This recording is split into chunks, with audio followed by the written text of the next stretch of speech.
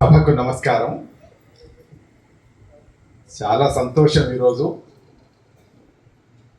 నారాయణ రెడ్డి గారే చెప్పినట్టు పుట్టినరోజు పండుగే అందరికీ, మరి పుట్టింది ఎందుకో తెలిసేది ఎందరికీ అని సారే ప్రశ్నించారు. పుట్టింది ఎందుకో తెలుసుకుని ఆ పుట్టకను సార్థకం చేసుకున్నటువంటి మహాకవి డాక్టర్ సి నారాయణ రెడ్డి గారు. అందుకని నారాయణ రెడ్డి గారు జన్మించి ఆ జన్మదినోత్సవం పూర్తయి 2 రోజులు 3 రోజులు అయినా, ఇటు 3 రోజులు ముందు అటు అయిపోయిన తర్వాత 3 రోజులు వెనక, ఒక వారం 10 రోజుల నుంచి ఒక నెల రోజుల వరకు నారాయణ రెడ్డి గారి జన్మదినోత్సవాలు జరుగుతూనే ఉంటాయి. అది నారాయణ రెడ్డి గారు సాధించినటువంటి విజయం. ఇవాళ నాకు బాగా ఆనందకరమైనటువంటి విషయం ఏంటిదంటే, ఈ ఉత్సవం మల్లెకేడి రాములు చేస్తాడు. మల్లెకేడి రాములు చేస్తే ఎందుకు ఆనందం నాకనంటే, ఆయన దగ్గర 30 సంవత్సరాలు ఆయన డ్రైవర్గా పనిచేశాడు నారాయణ రెడ్డి గారి దగ్గర. డ్రైవర్ మాత్రమే కాదు, నారాయణ రెడ్డి గారి సాహిత్యానికి, వ్యక్తిత్వానికి, రోజువారీ దినచర్యకు అక్షర సాక్షి ఆయన. అందుకని ఆ ప్రేమను నిరంతరంగా కాపాడుకుంటూ వాళ్ళ కుటుంబం ఒకవైపు జన్మదినోత్సవం జరుపుతూ ఉంటే, మరొక వైపు మల్లెకేడి రాములు కూడా జన్మదినోత్సవం సందర్భంగా ఒక 10 మంది కవులకు పురస్కారాలు ఇవ్వడం అనేటువంటిది ఆయన చేపట్టినటువంటి గొప్ప విషయం. ఆయన ఆర్టీసీలో డ్రైవర్. చాలా చిన్న ఉద్యోగం అయినా పెద్ద పనికి సంకల్పించాడు.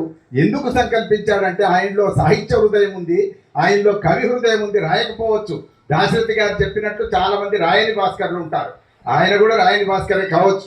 కానీ కళ్ళెంబట నీళ్లు, నారాయణ రెడ్డి గారి పేరు తలుచుకుంటే కళ్ళెంబట నీళ్ళు వస్తాయి. నారాయణ రెడ్డి గారి కవిత్వం అంతా ఆయన కోరుకున్నది ఏంటి అంటే, మనిషిని మనిషిగా మార్చడం. దాశరథి గారు చెప్పినట్టు మనిషి అన్నిటికంటే కష్టమైనటువంటిది ఏంటిదంటే, ప్రతిదీ సులభముగా సాధ్యపడదులెమ్ము, నరుడు నరుడవుట దుష్కరమ్ము సుమ్ము అన్నాడు గాలిద్దరి. ఆ నరుడు కావడం అనేటువంటిది వాళ్ళ కష్టంగా ఉన్నటువంటి తరుణంలో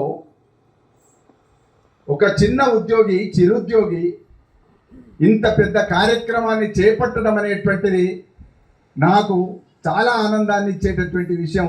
అది నారాయణ రెడ్డి గారికి నిజమైనటువంటి నివాళి అని కూడా నేను భావిస్తున్నా.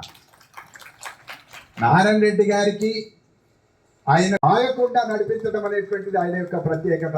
ఆయన కవిగా గుర్తింపు పొందినటువంటి కవి అయినప్పటికీ మళ్ళీ సాహిత్యానికి తానవంతు సేవ చేయాలని అనుకొని సేవ చేస్తున్నటువంటి మంచి వ్యక్తి, మంచి కవి డాక్టర్ రాధయ్య గారికి హృదయపూర్వకమైనటువంటి అభినందనలు.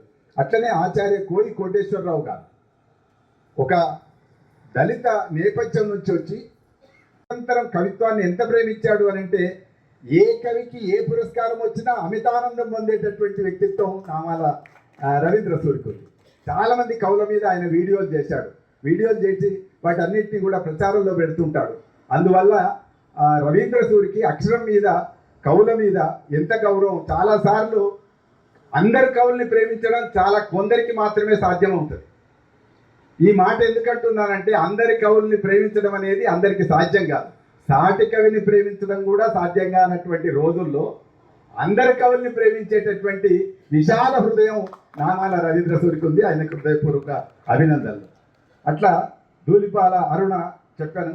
వీళ్ళందరికీ ఆ నాటకం కూడా తెలంగాణ భాషలో నాటకాలు రాసి సుప్రసిద్ధుడైనటువంటి గొప్ప అరుదైనటువంటి రచయిత తనికెళ్ళ భరణి గారు.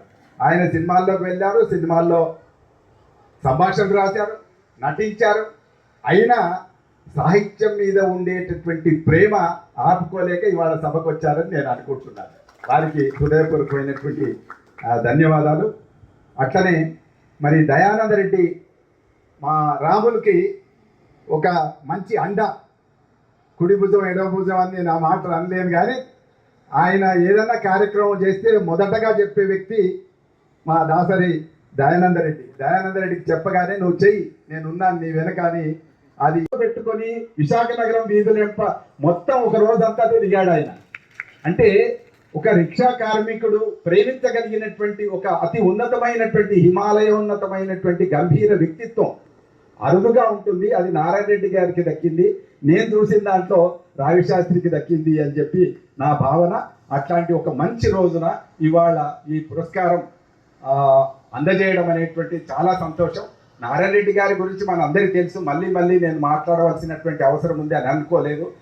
కానీ వీళ్ళందరూ మాట్లాడితే, వీళ్ళందరి గురించి మాట్లాడితే నారాయణ రెడ్డి గారి గురించి మాట్లాడినట్టే అని నా భావన. అందువల్ల ఆయన విద్యార్థిగా ఉండి, ఆయన దగ్గరగా ఉండి, ఆయన నుంచి చాలా నేర్చుకొని ఇంత దూరం ప్రయాణం చేయగలిగినటువంటి ఒక నాకు ప్రేరణగా నిలిచినటువంటి వ్యక్తి గురించి నేను ఆయన కవిత్వం జోలికి, వ్యక్తిత్వం జోలికి ఎక్కువ వెళ్ళకుండా ఆయన పాపులారిటీని, ఆయన సాహిత్యానికి ఇచ్చినటువంటి ఒక డిగ్నిటీ, ఒక గ్లామర్ను, బహుశా కవిత్వానికి అంత గ్లామర్ తీసుకొచ్చినటువంటి కవులు ఎవరూ లేరు. ఆయన ఒక్కడే కవి అంటే గ్లామరస్ కవి అని నారాయణ రెడ్డి గారిని చూడంగానే మనకు అనిపించేటటువంటి ఒక వ్యక్తిత్వాన్ని సంతరించుకున్నటువంటి ఈ సందర్భంగా మరొకసారి పురస్కార గ్రహీతలకు శుభాకాంక్షలు చెబుతూ, నారాయణ రెడ్డి గారు ఎక్కడున్నా ఇవాళ మహాదానందంతో ఉంటారట. ఎందుకంటే ఆయన చిన్న పురస్కారాన్ని, చిన్న కవిని ఎంత ప్రేమించారు అంటే వాళ్ళు రేపు రాబోయే కవులని వాళ్ళందరినీ కూడా అభినందించారు. ఆయన కారులో వెళ్తూ ఉన్నప్పుడు తోవలో ఒక చిన్న కవి కనబడితే కారు ఆపుకొని అందులో కూర్చుండబెట్టుకొని పోయినటువంటి ఉదాహరణ చాలామంది కవులు చెప్తారు. అలాంటి అరుదైనటువంటి వ్యక్తి ఇవాళ ఈ కవులందరికీ ఈ పురస్కారం ఇస్తున్నటువంటి సందర్భంగా ఆయన తప్పకుండా ఒక సంపూర్ణ ఆనందంతో ఉంటాడు అనేటువంటి అభిప్రాయాన్ని ప్రకటిస్తూ మిగతా కార్యక్రమాలు మా పోరెడ్డి రంగయ్య గారు చేస్తారు.